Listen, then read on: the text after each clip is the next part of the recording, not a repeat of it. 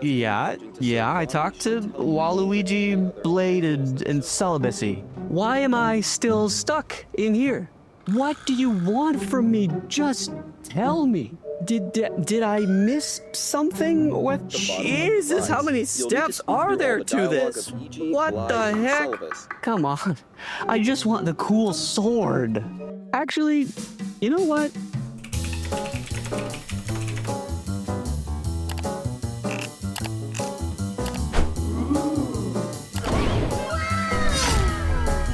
Yeah, baby!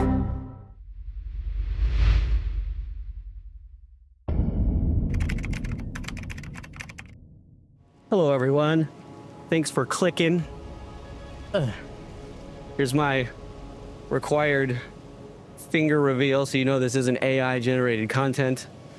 So I think first and foremost, the reason that we're all here is because we've all had experiences with From Software games that are basically core moments in our lives at this point. Which sounds silly, you know, oh, it's just a video game. Listen, when you've died 30 times to the same boss, you start to take it personally. Oh, God, my math teacher was right. I'm actually an idiot. For me, these games are as personal as you can get. Some of you may know that my 69-year-old dad has been playing Dark Souls as his very first game ever played live on stream. But what you might not know is that cognitive decline has always been a concern of his as he aged. So there's always been this unspoken weight to this old dog learning new tricks. Why are you going up there? Go back. What are you doing? Don't fight that guy. Oh. What the? Why were you going up? Stop. That's where I had to go. No, you were going back up the same direction to go. You were going in reverse. Which is why it's been genuinely elating watching my dad kick that game's ass. Got him.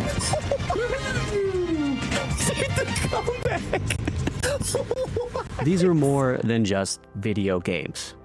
My obsession with these games has pushed me to share them with the people that I love, play them myself, and dissect every little piece of the bosses that I can possibly get my hands on. Central to all these experiences is From Software's video games. This studio is always trying to reform, tweak, and improve on a formula that they created that created really its own genre of gaming. Which is why I am genuinely baffled why some of the most frustrating aspects of quests are still so prevalent in Elden Ring and its DLC. And let me make that distinction clear throughout this video that I'm not saying that Elden Ring's lore, story, characters, quests aren't like rock solid, extremely interesting, but it's the way that they distribute that story and quest that is borderline insane, and I think there's a lot of ways to improve it.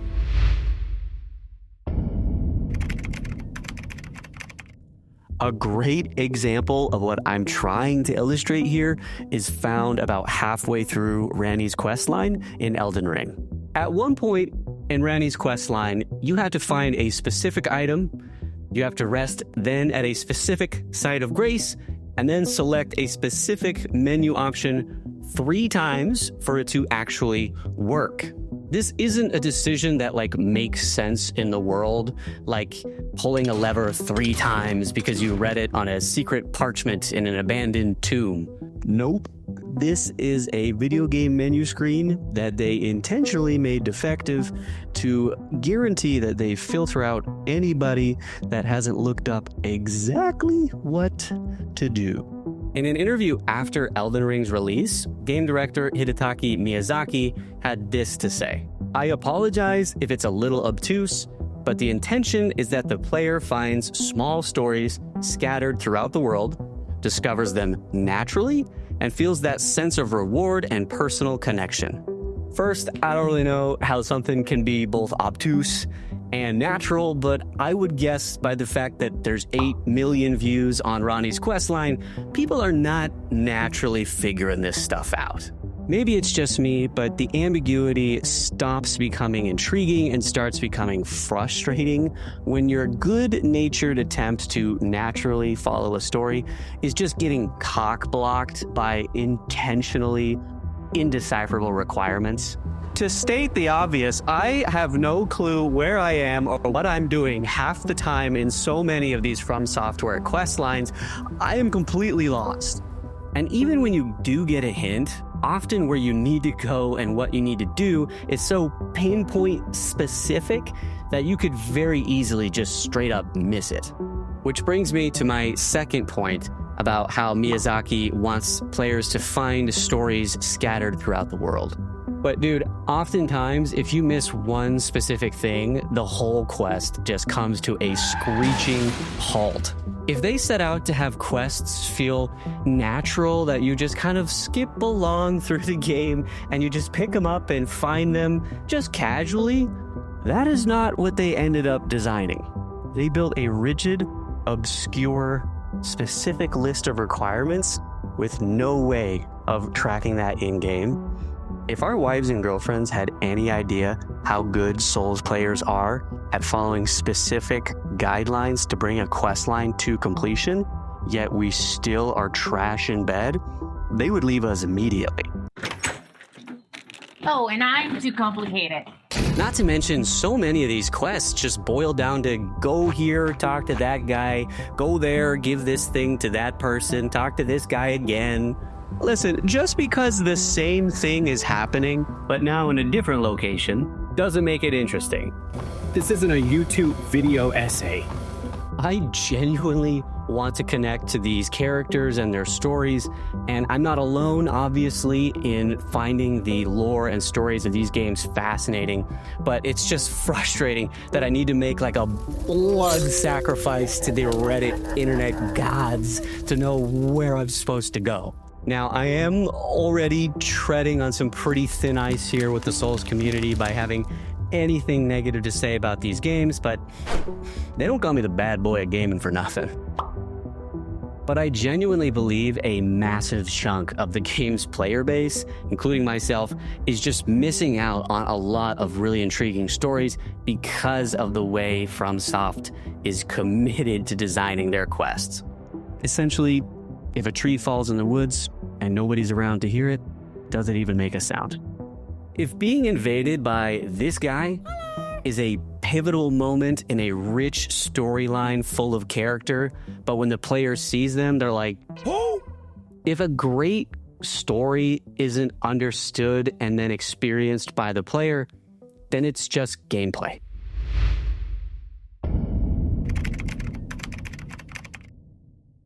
So does anyone else feel this like cognitive dissonance with genuinely loving and respecting Souls games for not holding your hand when it comes to the story, quest lines, or lore? Just find it naturally, like Miyazaki said, right? Use your head. But at the same time, you've had to use like a guide or look up a lore video that holds your hand for like everything.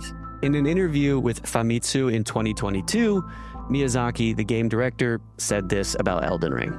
There are parts of the story and quests that players may never find unless they talk to each other. That's fine. That's how it's supposed to be. It seems like they're trying to find this like non-existing balance of like naturally discoverable storytelling that is also impossible to find without a guide. From Software seems to intentionally shift responsibility to understand quest lines and to even get resource to understand those quest lines from them to the player. So who's responsible? It's not Miyazaki, it's you, Azaki.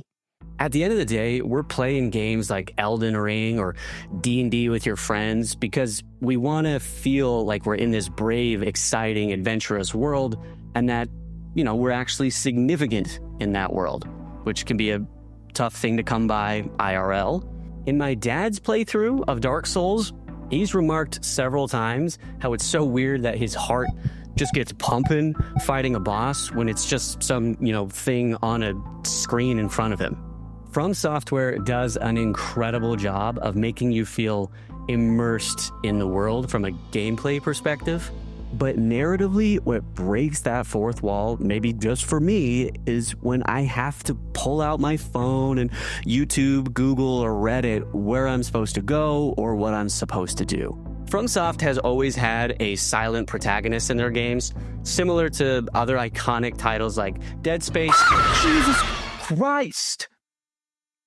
Anyway, the theory is that it allows the player to project themselves onto the character, so they get to basically imagine how they would see the world, how they would experience it, or at least project what, that character would or should be doing without having it told to them directly.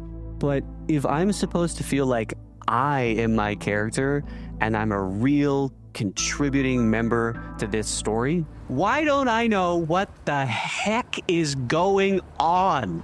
There is so many memories of my Souls playthroughs where, someone is mad at me or not mad at me for something I did or didn't do, or somebody wants me to join a covenant, and I'm just a slut for a good covenant. I'm going to say yes to everything, but I have no clue what I'm doing.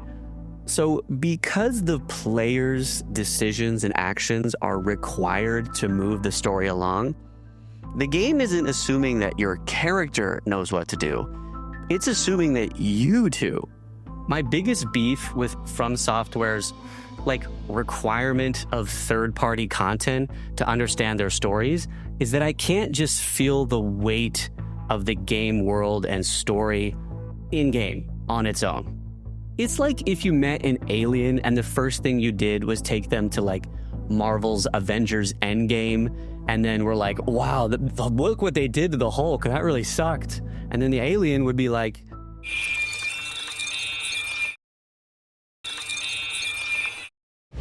that's what it feels like when people are like, oh, you haven't watched these 15 YouTube videos about this game that you're playing casually? No, I haven't.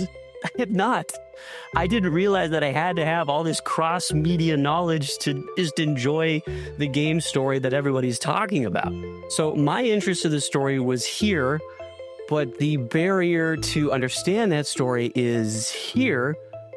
So now my interest is here. Now, yes, you could absolutely get the majority of information that you need about a quest or a story by reading every item, talking to every NPC, and memorizing everything that they told you. But now look where we are to enjoy and understand the story. Hello, world. It's me. I'm so far up that nobody can hear me admit that when my brother got a finch bird and some Mexican jumping beans for his birthday, that I destroyed the beans to get the worms out of them, fed the worms to the bird then choked on it and died, and I ruined both of the presents that he had on his birthday, and I lied to him about it, and I still regret it. Anyway, all I'm saying is there has to be a way for me to enjoy a great quest and story in-game without having to get a PhD in Elden Ring.